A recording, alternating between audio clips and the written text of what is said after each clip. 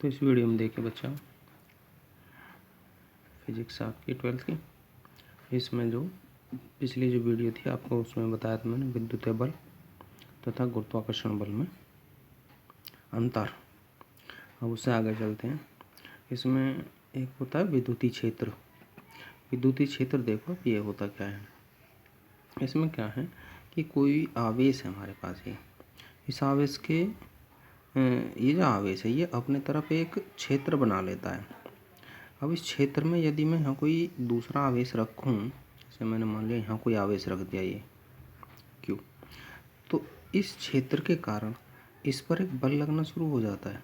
यदि इस आवेश को मैं यहाँ रखूँ तो इस पर कोई भी बल कार्य नहीं करता, तो इस पर तो कोई भी बल कार्य नहीं करता, इस पर कोई बल कार्य करता है। तो यदि इस तरह का कोई भी आवेश इस क्षेत्र में रखें तो वो जो है इसके प्रभाव का अनुभव करता है। आगे बात समझ में। यदि इस बाउंड्री लाइन के बाहर रखें तो इस पर कोई भी बल कार्य नहीं करता। तो इस क्षेत्र को कहेंगे हम विद्युतीय क्षेत्र। तो मैंने इसकी डेफिनेशन यहाँ लिख दी, किसी आवेश के चारों ओर का वह क्षेत्र जहाँ उसका प्रभाव अनुभव किया जा सके विद्युतीय क्षेत्र कहलाता है। आगे है भैया विद्युत क्षेत्र की तीव्रता। देखो विद्युत क्षेत्र की तीव्रता, यदि देखो इसी में देख लें, यदि इस पर मैं इस बिंदु पे एक कूलाम आवेश रखूं तो इस पर जितना भी बल लगेगा वो उसकी तीव्रता होगी। ठीक है। यदि विद्युत क्षेत्र की तीव्रता की डेफिनेशन आपको लिखनी है तो यहाँ क्या करें, हम एक कूलाम आवेश रख दें इस पॉइंट पर। तो इस पॉइंट पर यदि हम एक कूलाम का आवेश रख रहे हैं तो एक कूलाम पर इस क्षेत्र के कारण जितना भी बल लगेगा तो इस बिंदु पर वह इसकी क्षेत्र की तीव्रता कहलाएगी। देखो मैंने यहाँ लिखा है किसी बिंदु पर विद्युत क्षेत्र की तीव्रता उस बल के बराबर है जो वहाँ रखे गए एक इकाई विद्युत आवेश वाले कण द्वारा अनुभव किया जाता है। और इस विद्युत क्षेत्र की जो तीव्रता है इसके लिए सिंबल क्या है, ई। इसे हम कैपिटल ई से प्रदर्शित करते हैं। एक बात यहाँ पूछी जाती है, विद्युत क्षेत्र की जो तीव्रता है वह मूलतः कैसी राशि है। तो आप ध्यान रखना इसका कि यह मूलतः क्या है, बल। यह मूलतः बल है। अच्छा आगे देखो इसमें कि यदि किसी विद्युत क्षेत्र में किसी बिंदु पर रखे परीक्षण आवेश, ये परीक्षण आवेश होता है Q0। अभी मैं इसके बारे में बताऊंगा थोड़ा। Q0 पर लगने वाला बल F है, तब विद्युत क्षेत्र की जो तीव्रता E बराबर F/Q0 ये होगी। ठीक है।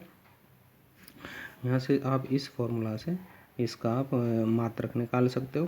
इसका मात्रक F का मात्रक क्या है, न्यूटन प्रति, Q का है कूलाम, तो न्यूटन प्रति कूलाम। इसे आप लिख सकते हो न्यूटन कूलाम इनवर्स। ठीक। आगे देखो E की विमा निकाल सकते हो।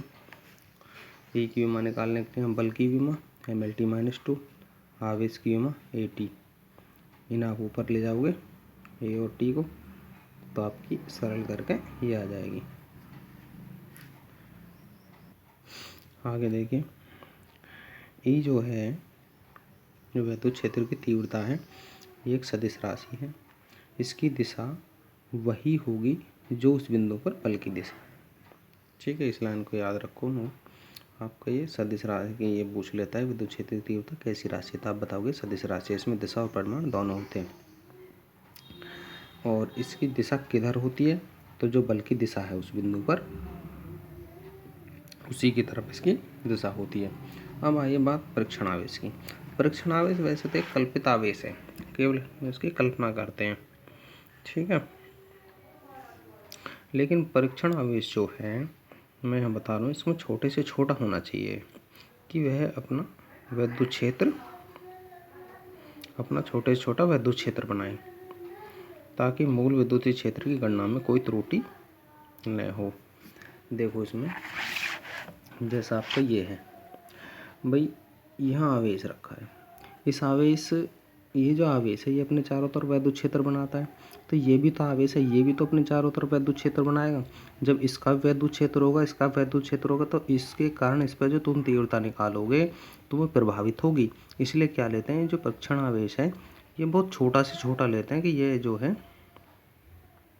अपना छोटे से छोटा प्रभाव बनाए, जिससे इसमें त्रुटि भी हो तो त्रुटि ना के बराबर हो।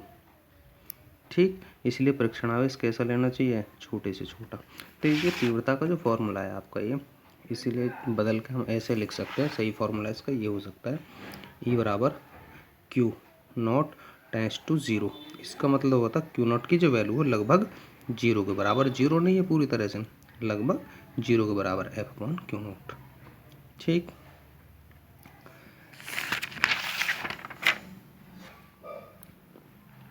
आगे देखो कि वैद्युत क्षेत्र में रखे आवेश Q पर बल, कि ये कोई आपका वैद्युत क्षेत्र है। ठीक, ये इसमें कोई आवेश Q रखा हुआ है इस P बिंदु पर, तो ये जो आवेश है, आवेश जो रखा हुआ है, ये इस पर जो लगने वाला बल है F, वो दो बातों पर डिपेंड करेगा, दो बातों पर निर्भर करता है। एक कि इस आवेश की वैल्यू कितनी है, इस आवेश का मान कितना है। दूसरा कि यहाँ वैद्युत क्षेत्र कितना है।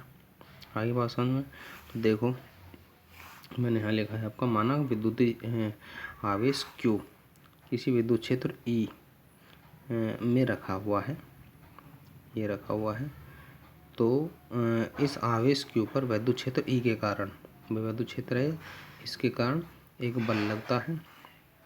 यह बल दो बातों पर, निम्न बातों पर निर्भर करता है। दो बातें हैं आपकी, देखो फर्स्ट F जो समानुपाती होगा इस आवेश के, ठीक, कि इस आवेश का मान जितना अधिक होगा F उतना ही अधिक होगा।